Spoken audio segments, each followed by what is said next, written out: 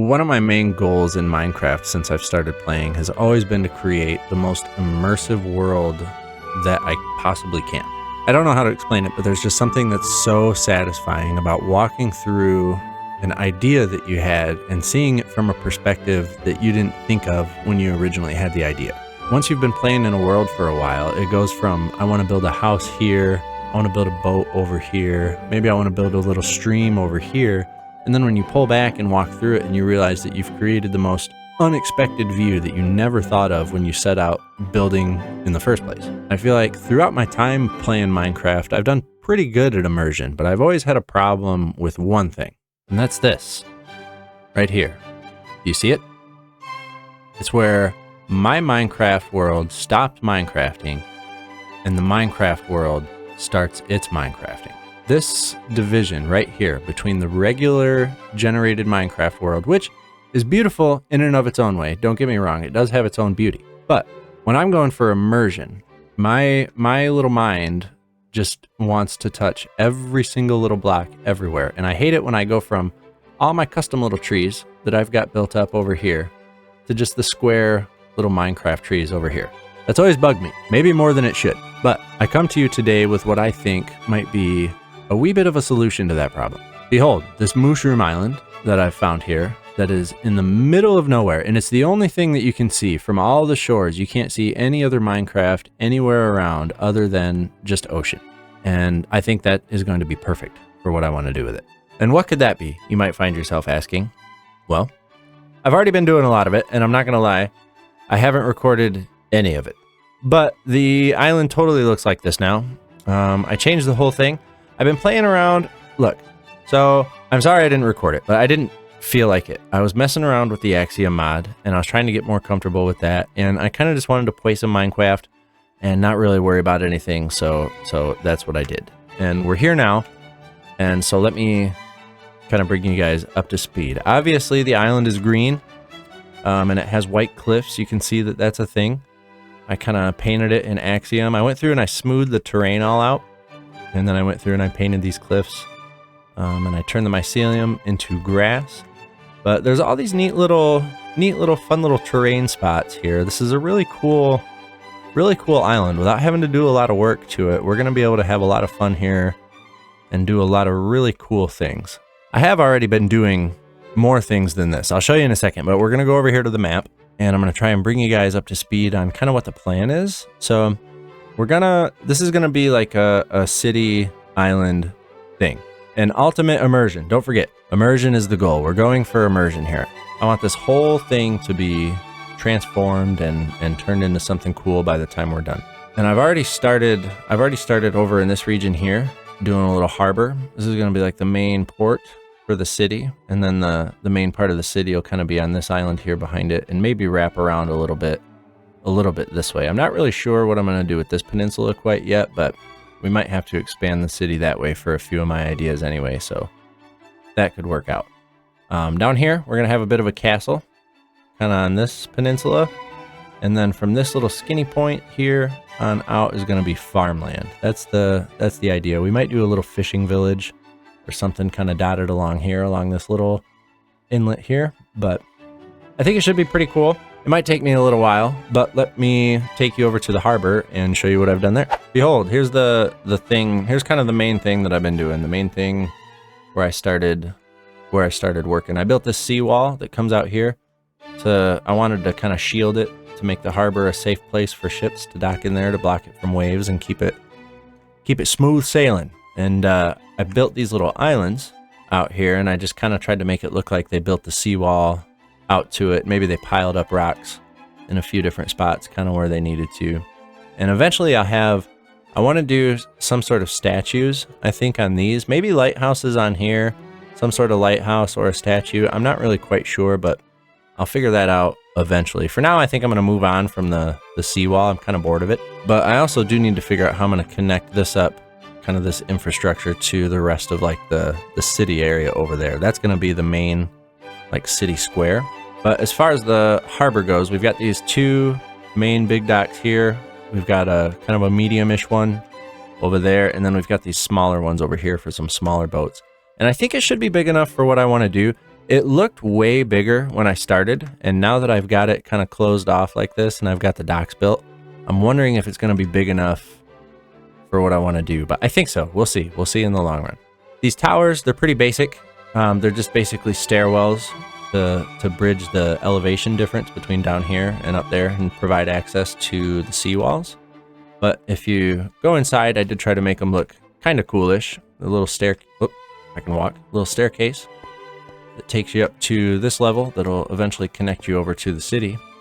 And then there's a little ladder here too that takes you up kind of to this top floor where there's just a little looking thing. You can look out at the wonderful view. My, what a wonderful view that is. Yeah, I did like the roof. I think the roof turned out kind of cool. I like using the little golems to try to look like little gargoyles, little copper gargoyles or something, just to be little decorative bits on there.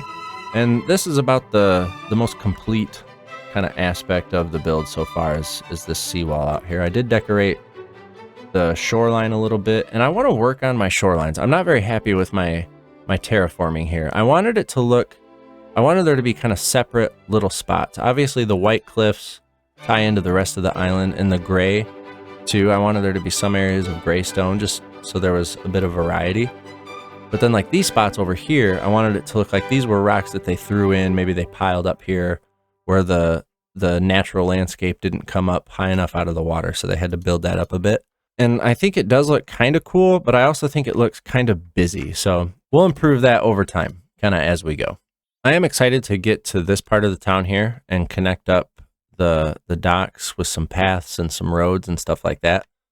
This little square part that sticks out, this is going to be a clock tower. I think that'll be a pretty cool thing. Like as you're sailing in between the seawall here, you would have this big clock tower, like a Big Ben type thing over there. That'll be pretty neat. But for now, I think that might be a bit yapping, and that might be more than enough off-screen building. It's been a long time since I've done one, but why don't we try to do a little bit of a time lapse and see what we can come up with.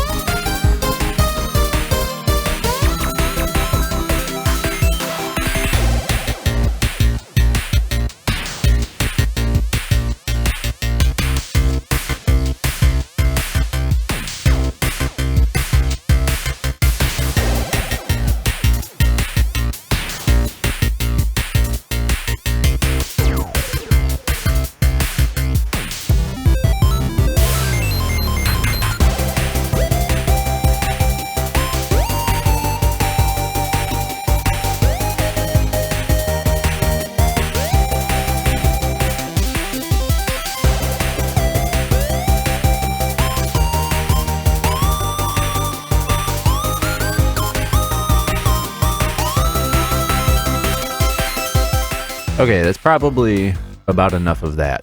I've already been doing stuff kind of off camera elsewhere, so I figure now's a good time to bring you guys in and show you what we've done. We're gonna go ahead and activate these guys real quick because I think it looks pretty cool.